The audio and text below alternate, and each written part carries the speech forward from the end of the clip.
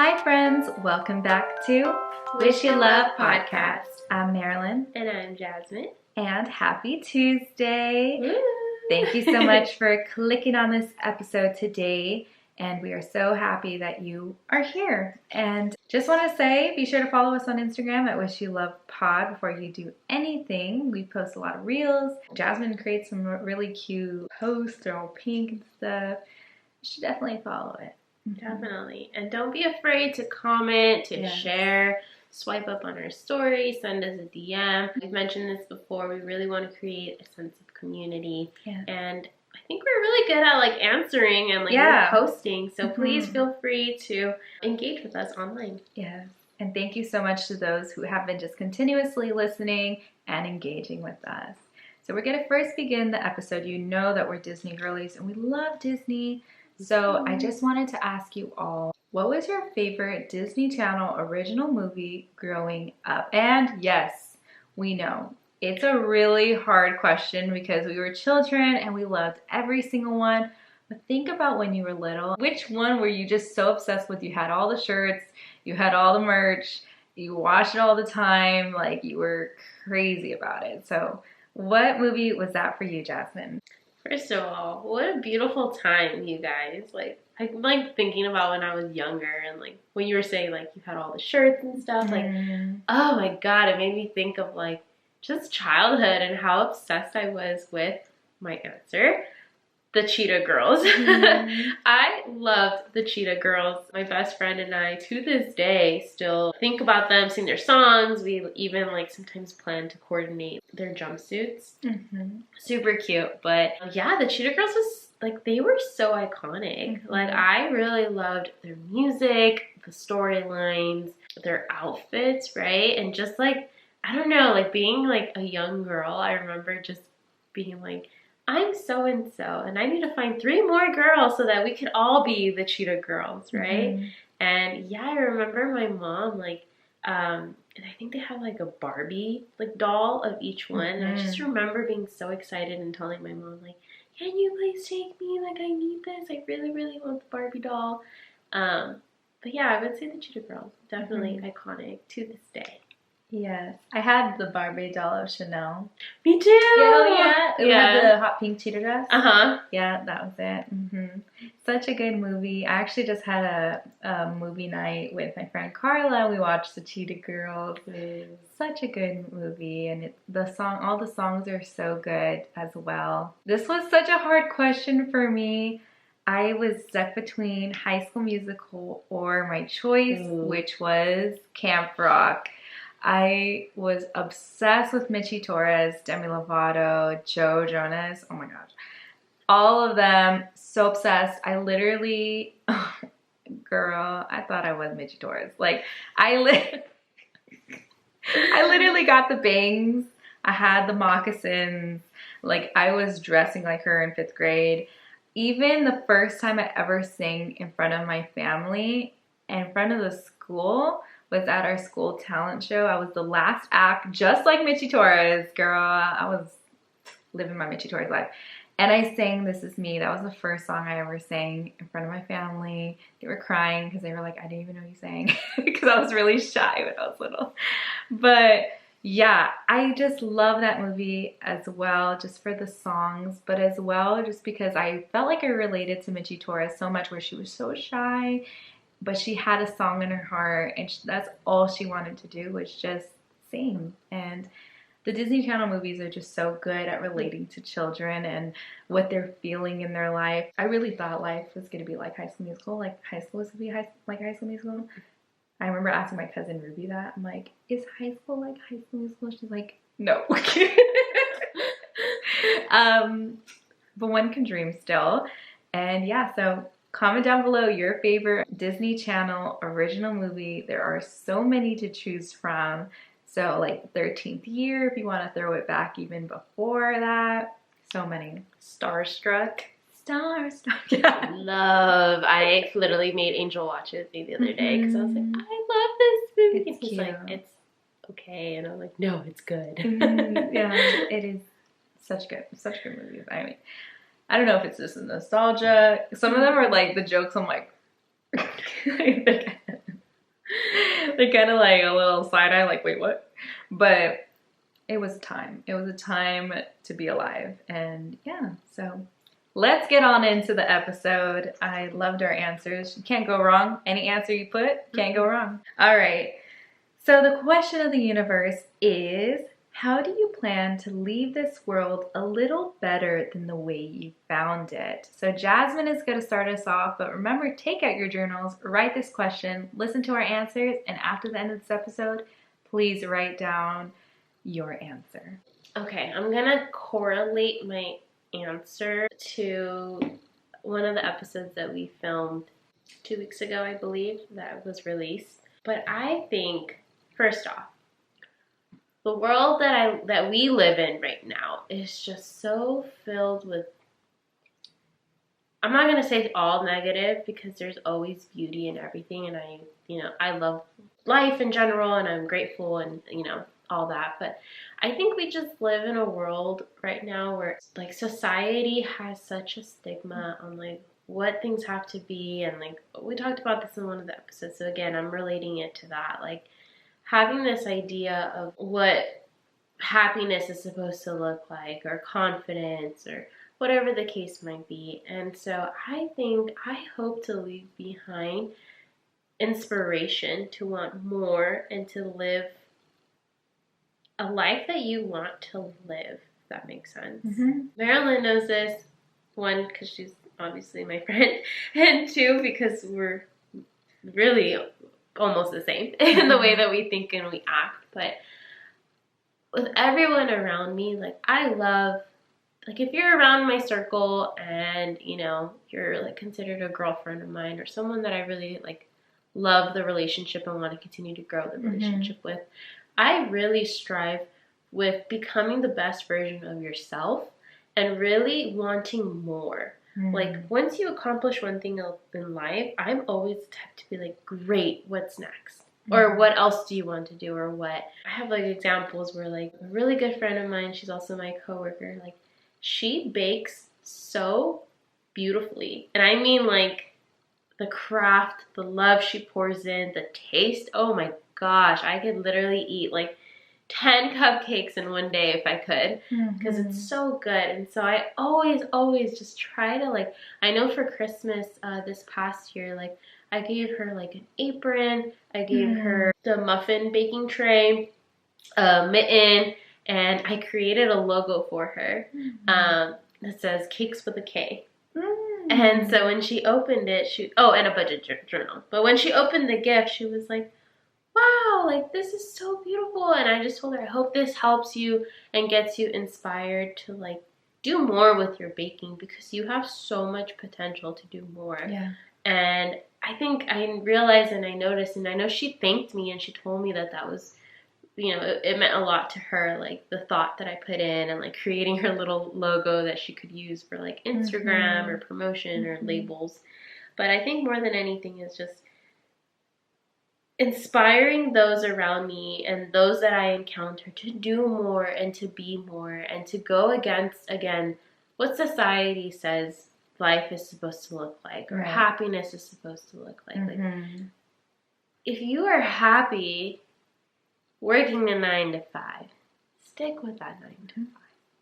If you are happy teaching, right, there's always that stigma of like teachers don't make money, or like teachers put in so much work that, they're always busy and they're always like often burnt out. But if you're happy and that's your passion and you feel like that's the gift that you have, invest more into it and inspire you to do more with it. There's this TikTok girl that I follow. She comes up on my feed. Maybe you guys have seen her. She's like really obsessed with Bad Bunny, and I know she's even gotten to meet him. But point is she is a teacher. I think she teaches elementary school. And aside from doing what she loves the most, I thought it was so awesome that she was able to create an Instagram page, or Instagram/TikTok, where she also kind of does like a day in my life and like videos with like her kiddos. Like you can't see their faces, but you just hear their responses to her answers, or their little hands or whatnot. And so I think it's so beautiful, like to not just stick with one thing. Like I hope I can leave this world like with everyone being like, wow, like Jasmine was someone who really always pushed me to be better and who strived for more. There's just so much out there that you can do, and I feel like God and life gives us so many qualities and gifts that are meant to be done more, right? Like Marilyn and I have what we do for a living or what we want to do for a living, but aside from that, like look at this podcast. Like how awesome that now we have something else that we can be like, yeah, I do this. Yeah, I'm a daughter, I'm a girlfriend, and I'm a teacher, or I'm, you know, I work in business. But aside from that, it's like, oh, I also have a podcast, you know, like, and like, I don't know, it's just that dream and that inspiration. Like, I hope it's, again, we talked about it in the other episode, it often gets shut down easily. And there's a lot of people out here today where, because of society or just because of the way they think, it's like, there is no more inspiration or dreams. It's just working a life that's so stagnant, and it's so sad. And I hope that I can leave a mark on everyone that's been part of my life or that comes into my life feeling like I'm that one person that can help them or made them feel some little spark towards something. I love what Jasmine says always, and I think something also that is important is just hear how people talk about you now, and you'll get a glimpse of the impact that you have made on people. So, and it's true. I love that we're doing this podcast because not only is it an outlet for us to talk about these things, but also to build our social media presence. And also, I think it's beautiful that our children will be able to hear this podcast years down the line, that they'll be able to see our YouTube videos and, you know, hear their mom when she was 23 years old. Like, I'm 23 and I'm going through the same things, you know? So it is beautiful, too, that this podcast will live on even after we do. Such a morbid thought, but yeah. And I'm going to repeat the question for myself. How do you plan to leave this world a little better than the way you found it? So I'm just going to specifically mention 2 people that made me think of this question as of recently. I had just went to a funeral for a good friend named Elia, and one of my best friend's mom, Elsie, has just passed away. And Rochelle, Brio, if you're listening to this, I love you so much and I'm sending so much love. I'll start with Elia, then move to Elsie, but just reflecting on their lives, especially because Elia just went to her funeral, and hearing how she has impacted so many people's lives. She was in education. She knew everybody, all the deans, all the directors, all the principals from so many different schools, whether it be private, public, university. I even met some from our university, a director from there. She was there, yeah. She had because I worked with her, that's how I met her, so she was older than me, obviously. And it just shows that how you make people feel, your helping hand, your place in this world, like, people will have gratitude. I have so much gratitude towards her. So many other people too. Oh, I met Elia because she was being a principal at this school and I was just starting off as a teacher and now I'm a principal. Or, you know, there's so many testimonies of how she has impacted their lives. So when it comes to my professional life, she inspires me that whatever field I get into, whether it stays in education or whether I work in the office like Jasmine, that I always leave a positive impact, that they will always remember me as that professor that they loved, that they had fun, that they learned, that I was their favorite professor at community college. I will always strive to be that for my students. As I talk to you with all this inspiration and motivation, this is how I talk to my students as well, just inputting that confidence within them. So Elia for sure has inspired me and made me think of, in my professional life, I want to step into that door, because I'm stepping into it now, always on the right foot, always greeting everybody. It doesn't matter if it's the dean or my coworker, you're getting the same amount of respect and attention and from me than, you know, from the higher ups to right next to me, you know, because we're all in the same pool and we're all here for one thing, and that's for the success of our students. And so for Elsie, she was a devoted mother. She was just so kind and so loving, a woman of God. So was Elia as well. But Elsie, she reminds me of how I want to leave this world as a family member. So as a wife, as a daughter, as a sister, as a mother, and just remembering how, because she was like my mom too. I would call her Mama Soul, and she would call me her soul daughter. Just showing that love to people and just making them feel that you care is so important. So I want to make sure that as a wife that I am devoted, that I am loving, that I am compassionate, that I'm forgiving, I'm understanding, and as a mother that I'm patient. And these are all things that Elsie had within her, and that's why I'm listing these things. And as a mother, I'm patient, I'm there, I am bonded with my children. I love that she matched outfits with Rochelle. I love that she was Rochelle's best friend. I want to be that with my children. And even as friends, and just making sure that you keep your friends, even when you're busy as a mother, making sure that you have those relationships, because you can juggle all those different relationships in different parts of your life. So these are just two women, and there's so many more, like Anthony's grandmother. There's so many, that my grandmother, that I could mention, but these are just two women that I'm celebrating this month of January, because their funerals are this month, of just remembering how I want to leave this life because of how they left this life. They've left it with so much love, so much light. And so I just want to leave my imprint like them. I love that. I think funerals are so sad, always, whether you were super close to the person or not, like just the thought of like life ending, for that person. But it's also very beautiful, I think, because you got to... Is this recording? Girl, it wasn't recording the whole time. Stop. It wasn't recording. Arf. I'm so sorry for all of you. Pause on the story. Jazmine's going to continue right now, but we were not recording on the audio for the podcast. Like, YouTube's recording, but we didn't push record for the podcast. And I'm so sorry. So the audio is going to come from our Canon G7X camera. So it's not going to be the best for this episode, but I just feel that we just really spoke from the heart. So we're not going to re-record it. So that's just our little disclaimer. So sorry, but continuing on, it'll have the sound. So go ahead, Jazmine. No, but I was just gonna, sum up and like give my thoughts on what you shared. Like, I think is very beautiful.